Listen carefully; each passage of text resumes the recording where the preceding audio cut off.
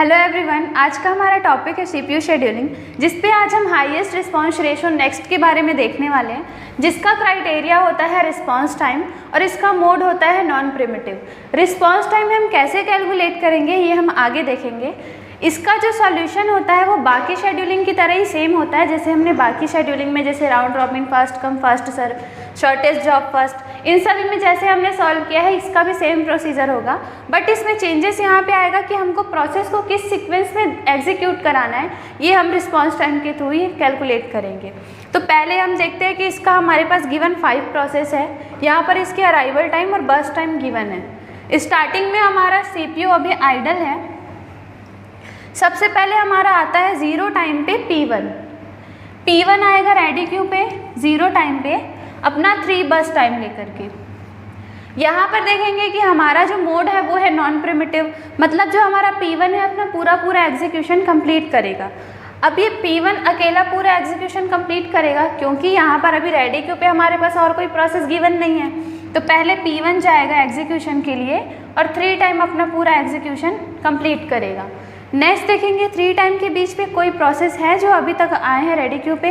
तो 3 टाइम के बीच में हमने देखा कि P2 है वो 2 टाइम पर अराइव हुआ है, तो P2 जाएगा रेडी क्यू पर अपना 6 बस टाइम लेकर के। और यहाँ पर हमारा P1 एग्जीक्यूट हो चुका है, इस वजह से वो हो जाएगा टर्मिनेट। अब रेडी क्यू पर हमारा P2 है, तो अब P2 जा कर के पूरा एग्जीक्यूट होगा 6 टाइम तक और हो जाएगा टर्मिनेट। अब 9 टाइम तक ये आगे गया है, तो अब देखते हैं कि 9 टाइम तक और कौन से प्रोसेस है जो रेडी क्यू पर आ चुके हैं। तो 9 टाइम तक हम देखेंगे तो P3, P4, P5 ये तीनों प्रोसेस है जो रेडी क्यू पर आ गए हैं। तो हम पहले देखते हैं P3 जिसका बस टाइम है 4,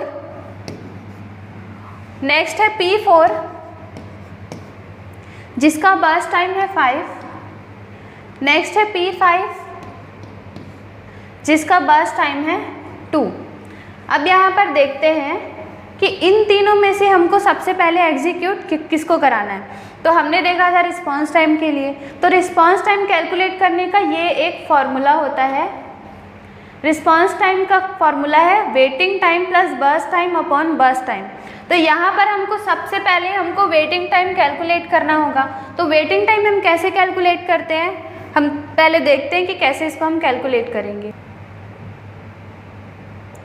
अब यहाँ पे देखते हैं इसका जो फॉर्मूला है वेटिंग टाइम प्लस बस टाइम अपॉन बस टाइम प्लस बस टाइम अपॉन बस टाइम। तो यहाँ पर सबसे पहले इन तीनों को हमको चेक करना है कि किसका रिस्पांस टाइम सबसे हाईएस्ट होगा।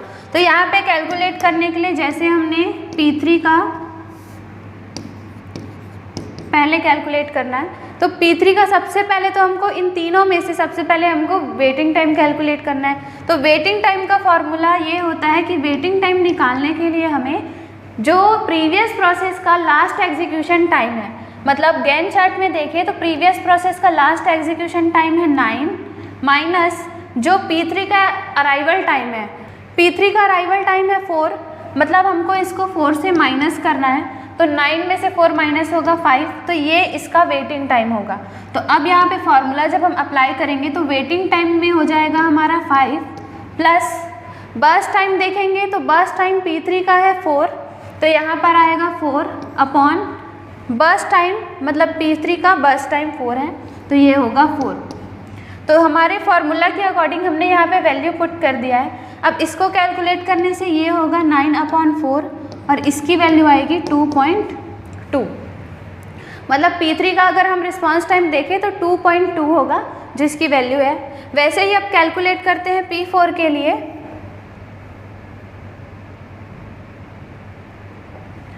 P4 के लिए कैलकुलेट करेंगे तो सेम प्रोसीजर होगा। तो P4 के लिए हमको पहले वेटिंग टाइम निकालना होगा।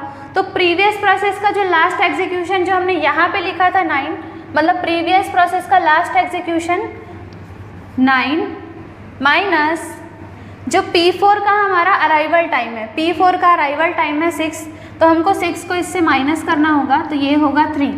अब क्या होगा P4 का जो वेटिंग टाइम है वो है 3, तो हम यहाँ वेटिंग टाइम को इसको पुट कर देंगे 3 प्लस यहाँ पे उसका बर्स्ट टाइम निकालना है P4 का, तो P4 का बर्स्ट टाइम है 5, तो ये होगा 5 अपॉन P4 का बर्स्ट टाइम मतलब 5, तो यहाँ पे हो जाएगा ये 8 अपॉन 5, तो यहाँ पे ये वैल्यू होगा 1.6।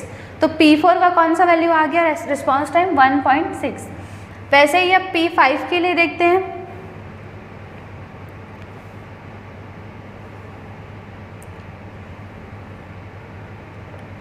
P5 के लिए क्या होगा, सेम प्रोसीजर, वेटिंग टाइम हमको पहले निकालना होगा। तो वेटिंग टाइम के लिए हमने जो लास्ट एग्जीक्यूशन था प्रीवियस प्रोसेस का 9 माइनस हमको P5 का अराइवल टाइम निकालना है, तो अराइवल टाइम हमारा 8 है, तो इसको माइनस करेंगे तो ये होगा 1। अब इसको हम फॉर्मूला पे पुट करेंगे, तो P5 का जो फॉर्मूला में हम जब पुट करते हैं तो वेटिंग टाइम का होगा 1, बर्स्ट टाइम होगा P5 का 2 अपॉन बर्स्ट टाइम 2, तो ये हो गया फॉर्मूला पे पुट P5 की वैल्यू। अब इसको सॉल्व करेंगे तो 3 अपॉन 2, तो ये हो जाएगा 1.5। अब तीनों में जब हम चेक करेंगे तो तीनों का वैल्यू हम देखते हैं कि इसका रिस्पॉन्स टाइम 2.2 है, इसका रिस्पॉन्स टाइम 1.6 और इसका रिस्पॉन्स टाइम 1.5, तो तीनों में हमको हाईएस्ट वैल्यू को देखना है। तो हमारा हाईएस्ट वैल्यू तो P3 का है, तो सबसे पहले अब तीनों में से कौन पहले जाएगा एग्जीक्यूशन के लिए, P3, तो P3 को हम पहले एग्जीक्यूशन के लिए भेजेंगे। तो यहाँ पर हमारा P3 पहला जाएगा एग्जीक्यूशन के लिए और पूरा अपना प्रोसेस एग्जीक्यूट कंप्लीट करेगा और होगा टर्मिनेट, तो ये होगा 13। अब नेक्स्ट हमारा कौन बचा है, P4 बचा हुआ है और P5। तो सेम प्रोसीजर जो हमने पहले इन तीनों के लिए किया था अब हमको इन दोनों में अप्लाई करना है। तो यहाँ पर हम ये कैलकुलेट कर लेते हैं फिर से। अब हमको फिर से P4 और P5 के लिए कैलकुलेट करना है, तो यहाँ पर हम फिर से वही प्रोसेस फॉलो करेंगे। पहले हम P4 के लिए निकाल लेते हैं। P4 के लिए फिर से हमको क्या करना है, जो प्रीवियस प्रोसेस का लास्ट एग्जीक्यूशन है माइनस करना है P4 का अराइवल टाइम। तो प्रीवियस प्रोसेस का लास्ट मतलब P3 है हमारा जो प्रीवियस प्रोसेस है जिसका लास्ट एग्जीक्यूशन क्या था 13 माइनस P4 का हमारा अराइवल टाइम, तो P4 का अराइवल टाइम है हमारा 6, तो ये होगा, तो हमको इसको माइनस करना है, तो ये होगा 7। अब जब हमको ये फॉर्मूला पे हमको जब इसको पुट करेंगे तो वेटिंग टाइम हमारा कैलकुलेट हो गया, वो है 7, तो 7 प्लस जो P4 का हमारा बर्स्ट टाइम है, यहाँ पर P4 का बर्स्ट टाइम है 5 अपॉन बर्स्ट टाइम 5, मतलब P4 का ही बर्स्ट टाइम हमने कैलकुलेट किया। अब यहाँ पर हम इसको कैलकुलेट करेंगे तो ये होगा 12 अपॉन 5, तो इसकी वैल्यू हो जाएगी 2.4। अब यहाँ पर तो P4 का हमने कैलकुलेट कर लिया, अब हमको P5 के लिए सेम प्रोसीजर अप्लाई करना है क्योंकि हमको कंपैरिजन करना है P4 और P5 में, तो सेम हम P5 के लिए कर लेते हैं। पहले P5 का हमको वेटिंग टाइम कैलकुलेट करना है, तो जैसे हमने यहाँ पे P4 के लिए देखा था कि प्रीवियस प्रोसेस का लास्ट एग्जीक्यूशन मतलब प्रीवियस प्रोसेस का लास्ट एग्जीक्यूशन 13 माइनस P5 का अराइवल टाइम मतलब 8। अब यहाँ पे इसको कैलकुलेट करेंगे तो ये हो जाएगा 5। अब फॉर्मूला पे पुट करेंगे तो वेटिंग टाइम P5 का क्या हो जाएगा 5 प्लस P5 का बर्स्ट टाइम क्या है 2, तो हमको यहाँ पे लिखना है 2 अपॉन P5 का बर्स्ट टाइम, अब मतलब 2 पे अपॉन 2 में हमने पुट कर दिया। अब यहाँ पे ये होगा 7 अपॉन 2, तो यहाँ पे इसकी वैल्यू हो गई 3.5। अब दोनों में हमको देखना है कि किसका हाईएस्ट रिस्पॉन्स टाइम है। यहाँ पर P4 का देखेंगे तो 2.4 है, वैसे ही अगर P5 का देखेंगे तो 3.5 है, तो यहाँ पे हाईएस्ट रिस्पॉन्स बोला जाए तो हमारा P5 का है। तो अब P4 और P5 में हमारा सबसे पहले जाएगा एग्जीक्यूशन के लिए P5, तो यहाँ पे कैलकुलेट कर लेते हैं। अब हमारा P5 पहले एग्जीक्यूशन के लिए जाएगा और पूरा अपना एग्जीक्यूशन करके वो टर्मिनेट हो जाएगा, मतलब P5 गया 15 टाइम तक अपना एग्जीक्यूशन कंप्लीट करेगा। अब लास्ट हमारा P4 बचा हुआ है, तो P4 तो पूरा अपना एग्जीक्यूशन कंप्लीट करेगा और यहाँ से हो जाएगा टर्मिनेट। तो ये होगा P4 अपना पूरा एग्जीक्यूशन कंप्लीट करेगा 15 से 20 तक। तो ये उसका पूरा प्रोसेस कंप्लीट हो चुका है। तो हमने देखा कि सारे प्रोसेस को हमने रिस्पांस टाइम के बेस पर सभी को यहाँ पे एग्जीक्यूट करा लिया है। तो अब हमको फिर से सेम प्रोसीजर अप्लाई करना है जैसे बाकी में हमने कैलकुलेट किया था, completion time, turn around time, waiting time. अब यहाँ पे कंप्लीशन टाइम देखते हैं। P1 का कंप्लीशन टाइम है 3, P2 का कंप्लीशन टाइम है 9, P3 का कंप्लीशन टाइम है 13, P4 का कंप्लीशन टाइम है 20, P5 का कंप्लीशन टाइम है 15। अब यहाँ पे हम टर्न अराउंड टाइम कैलकुलेट कर लेते हैं, जिसका फॉर्मूला हमने पहले भी देखा हुआ है कि कंप्लीशन टाइम को हमको माइनस करना है अराइवल टाइम से। तो यहाँ पे कंप्लीशन टाइम में हमने P1 का कैलकुलेट करना है, तो कंप्लीशन टाइम 3 माइनस 0 ये होगा 3, 9 माइनस 2 ये होगा 7, 13 माइनस 4 ये होगा 9, 20 माइनस 6 ये होगा 14, 15 माइनस 8 ये होगा 7। अब हमको कैलकुलेट करना है waiting time. Waiting time calculate करने के लिए टर्न अराउंड टाइम को हमको बर्स्ट टाइम से माइनस करना है। 3 माइनस 3 0, 7 माइनस 6 1, 9 माइनस 4 5, 14 माइनस 5 ये होगा 9, 7 माइनस 2 ये होगा 5। अब ये पूरा कैलकुलेट हो चुका है। अब हमको यहाँ पर मेन पूछा जाता है turn around time, average turn around time और एवरेज वेटिंग टाइम। तो एवरेज टर्न अराउंड टाइम के लिए